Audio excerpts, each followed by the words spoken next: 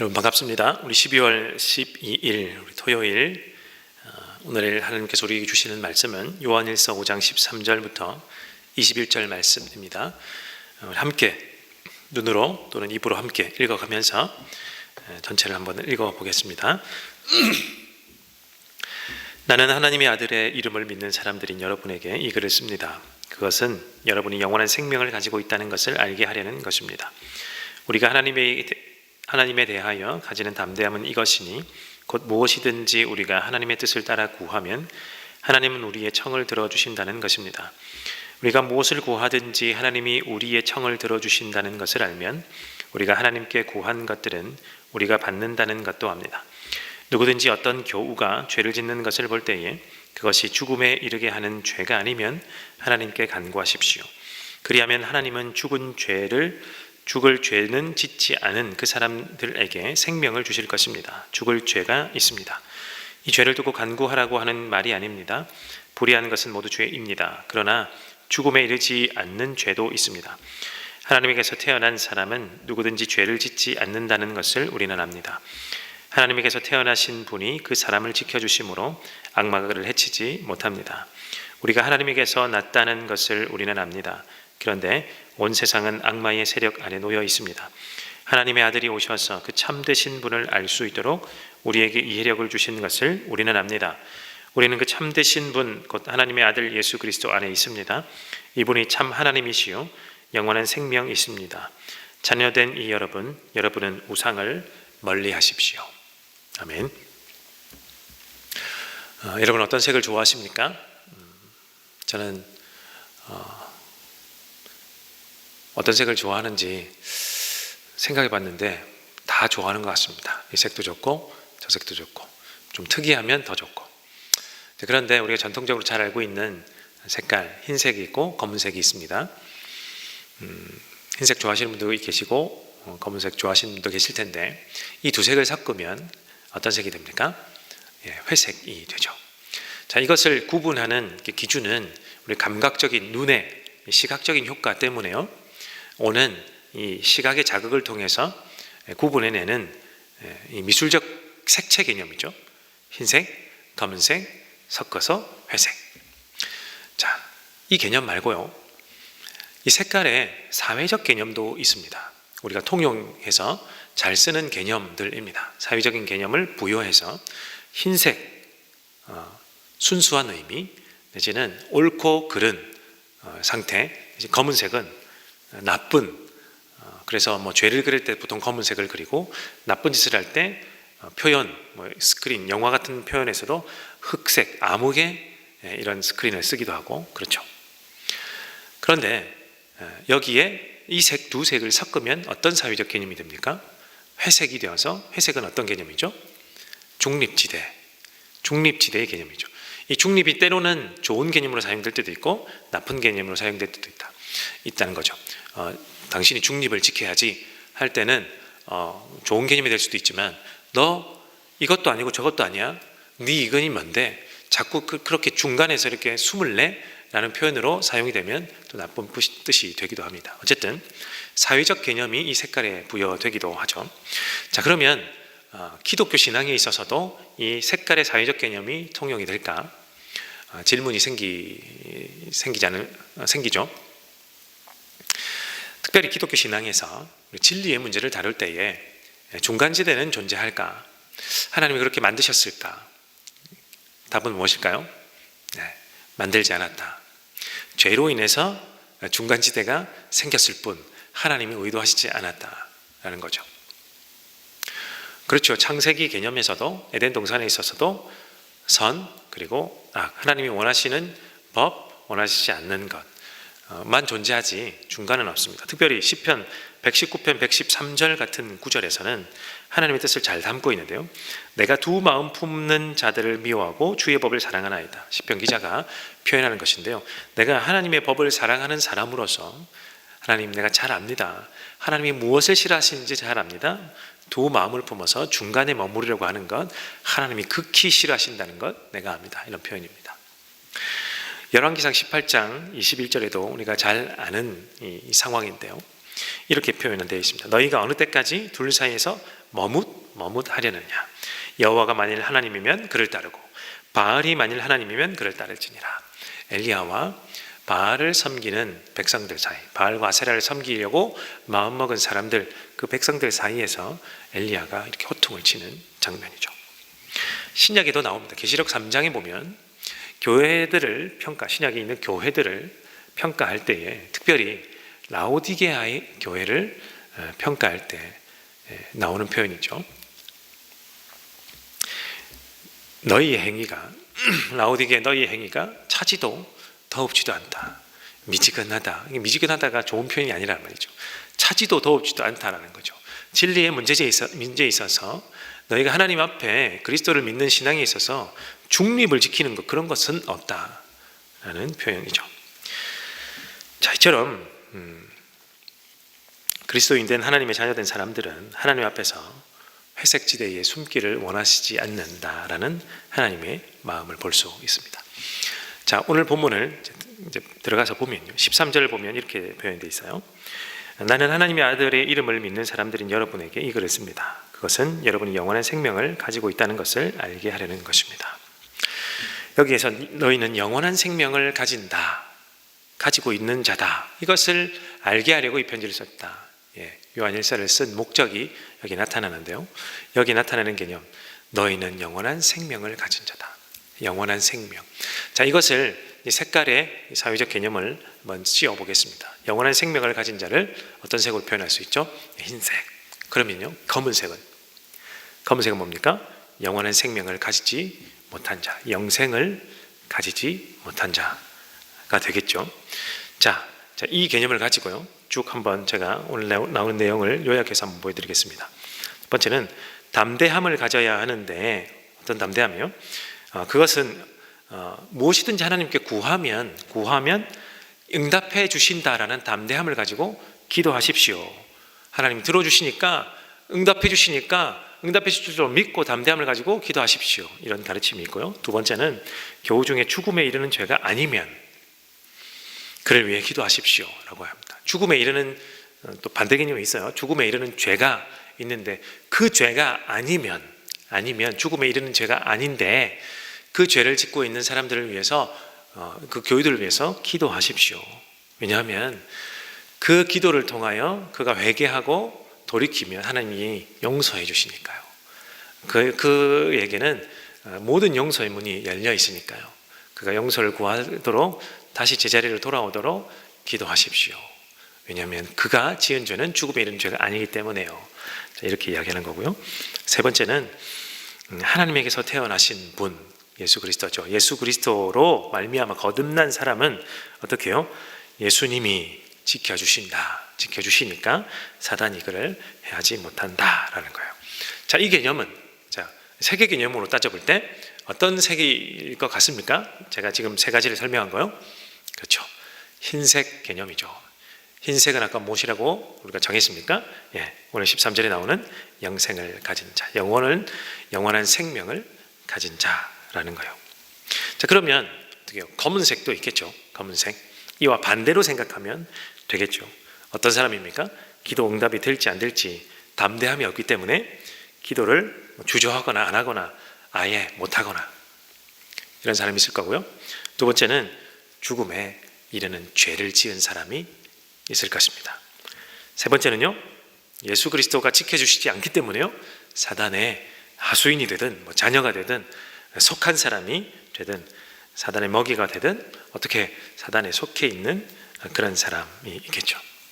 자, 이런 사람들을 일컬어서 요한이, 이 반대의 사람들을 일컬어서 오늘 요한이 21절에 이렇게 반대로 다시 또 꼬아서 반대로 표현하고 있는데, 이렇게 되어 있습니다. 자녀된 이 여러분은 우상을 멀리 하십시오.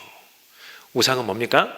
우상을 섬기는 자, 우상을 섬기게 되면 어떻게 돼요? 검은색이 되기 때문에 그것을 멀리 하십시오. 따로 떨어져서, 가까이도 가지 말고 떨어져서 그냥 툭 쳐놓고 옆에 있는 그런 멀리가 아닙니다. 이 의미는 멀리, 아주 멀리 동과 서가 이렇게 만나지 않는 것처럼 이렇게 서쪽에 버려버리고 동쪽으로 막 달려서 뛰어가십시오. 그렇게 멀어지십시오. 뒤도 돌아보지 마십시오. 이런 표현입니다. 이제 그런 검은색을 함께 하지 말라라는 거죠.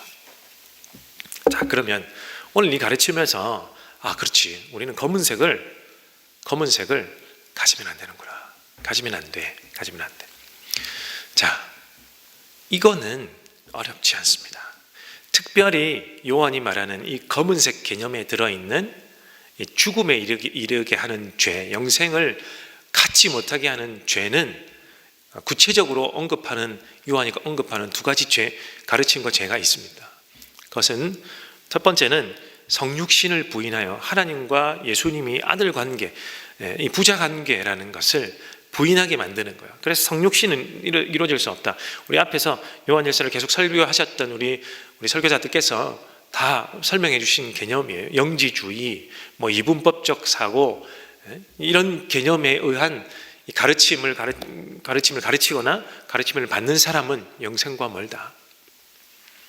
그것은 죽음에 이르는 죄다. 완전히 검은색이다. 자, 이것은 구분해내기 그리 어렵지 않죠. 진리의 문제에 있어서는 첨예하게 대립되는 것이기 때문에 흰색, 검은색 구분하기가 그리 어렵지 않아요. 그런데요, 이것을 신앙생활로, 그리스도인의 생활로 가지고 들어오면 어떤 문제가 발생할까요? 흰색과 검은색이 섞여서 회색이 되는 지대에 머무르려고 하는 이 공간이 존재한다는 거예요. 그러면 굉장히 어려워집니다. 우리는 검은색 경계하는 것은 그거는 누구나 그리스도인이라면 다 하고 있는 거고요. 그리 어렵지 않습니다. 그리스도께 속한 사람이면 검은색 싫어하거나 미워하는 것은 당연히 그리스도인이 된 생리적인 반응으로 할 수 있어요. 그런데 가장 어려운 것은 무엇이다? 회색지대다. 회색에 머무르려고 했던 사람들은 구약에서도 있었고 신약에서도 있었기 때문에 그렇게 경고하는 거죠. 어느 때까지 바알을 따르느냐, 하나님을 따르느냐, 중간에 서 있지 마라.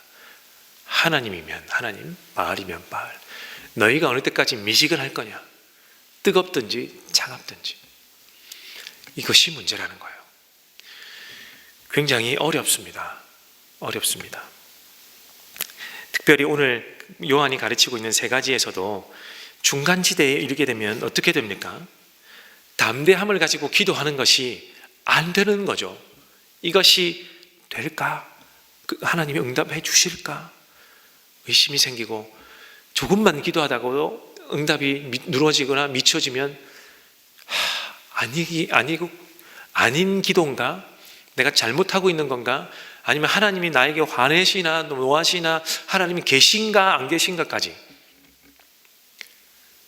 그래서 기도를 멀리 하게 되고 소홀하게 되고 멀어지게 되는, 회색지대에 머무르게 되는 현상들이죠. 그리고 죽음에 이르는 죄는 명백하게 있음에도 불구하고 죽음에 이르는 죄인지 아닌지 잘 몰라서 어떻게 정죄하고 너 죽음에 이르는 죄를 지었고 저를 멀리하게 되고, 하여튼 우리 마음대로 곡해해서 중간에 머무르면서 중간에 있는 사람들을 폄훼하기도 하고 편을 나누기도 하고 별의별 이상한 현상들이 벌어지기도 하고, 그리고요, 사단이 그를 자꾸만 공격하고 있음에도 불구하고 잘 모르게 되고 넘어가게 되는 이런 신앙생활이 존재하게 된다라는 것입니다.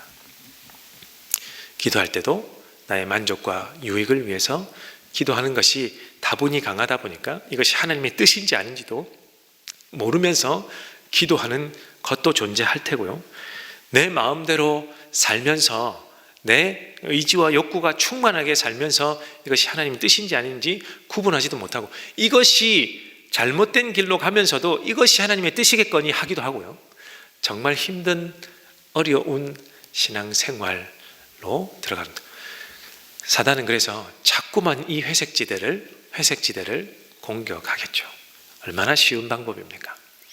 너 하나님의 사람 맞는데 이것도 한번 생각해 보지. 너 하나님 진리를 부인하지 않는 사람 맞는데 너 현실은 좀 다르지 않냐? 그러니 이것도 한번 고민해보지? 이런 게 굉장히 많아요. 굉장히 많습니다. 그래서 우리는 잘 생각해, 지혜가 필요합니다. 영역 구분이 있어서 쉬운 부분은 우리는 믿고 그냥 맡기고 믿을 수 있어요. 하나님은 삼위일체시고 예수님은 하나님의 아들이시고, 이것은 역사적으로 누누이 수많은 사람들이 땀과 피를 흘리며 증명해내었기 때문에 그것을 믿는 것은 우리가 어렵지 않습니다. 그러나 중간지대에 머무르는 거예요. 그것 부인하지 않고 생활로 들어와서요, 삶으로, 행위로 들어와서요, 자꾸만 중간지대에 머무르려고 하는 것, 제가 앞에서 설명드린 것은 정말 일부, 극히 일부, 저도 다 모르는 상황이 있을 수도 있습니다.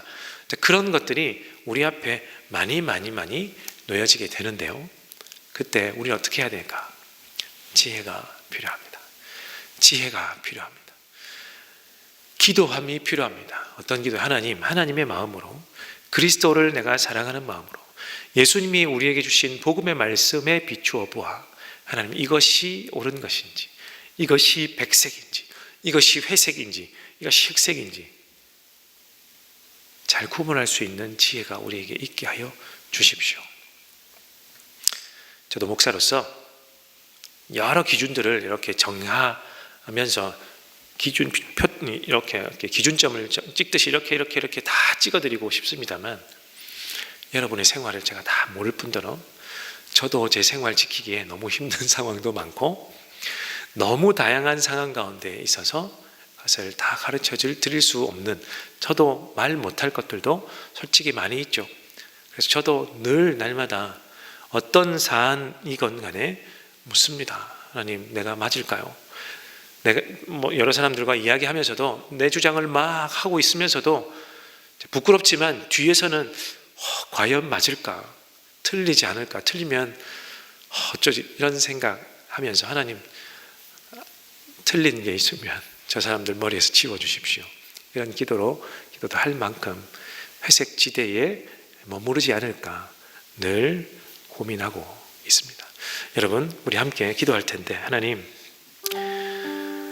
내가 백색 신앙을 가지는 거, 백색 신앙을 가져서 하나님이 진리를 수호하고 하는 거, 그것은 그동안 잘 해왔던 것이니 하나님, 이것보다 더 큰 지혜를 주셔서 중간에 머무르지 않을 수 있도록 하나님 도와주십시오. 중간에 머물러 이것도 취하고 저것도 취하는 신앙인이 되지 않도록 하나님 도와주십시오. 하나님, 그러기 위해선 저에게 지혜가 필요합니다. 하나님, 지혜를 허락하여 주십시오. 우리 첫 번째로 기도해 주시고요, 두 번째 토요일이죠. 내일 주일 예배를 위해서 기도해 주십시오.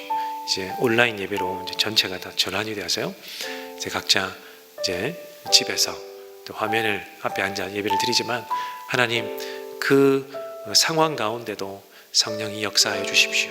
정말 은혜로운 예배가 될 수 있도록 우리 마음을 잘 기경하고 다듬을 수 있는 우리 토요일 하루 되게 하시고, 주일 예배를 맞이하는 그 시간이 되게 해주십시오. 우리 주일 예배를 위해서 준비하는 여러분을 위해서 기도해 주시고요, 세 번째, 하나님, 코로나 상황이 빨리 종료될 수 있으면 좋겠습니다. 지금 이제 확진자가 많이 늘어서 수도권에서는 확진이 되어도 집에서 병상이 모자라요. 집에서 머무르는 사람도 있어서 정말 기저질환이 있거나 이런 사람들은 어떻게 될지 모르는 상황으로 점점 가고 있는 것 같아요. 하나님께 우리 기도해야 될 것 같습니다. 하나님, 우리 대한민국 모든 전 세계를 하나님 지켜 보호해 주셔서 이 상황이 빨리 종식될 수 있도록 도와주십시오. 확진자가 많아지니까 의료진도 굉장히 힘들 것 같아요. 우리 모든 의료진에게도 힘과 능력을 주십시오. 잘 버텨낼 수 있도록 도와주셔서 속히 종료되고 마무리될 수 있도록 우리 교회 공동체를 뿐만 아니라 모든 하나님의 백성들이 건강하게 이때를 잘 지나가고 또 건강한 사회를 만들 수 있도록 하나님 도와주십시오. 함께 이것을 위해서 함께 기도하고 또 여러분의 기도의 제목을 가지고 좀 더 기도하겠습니다. 기도합니다.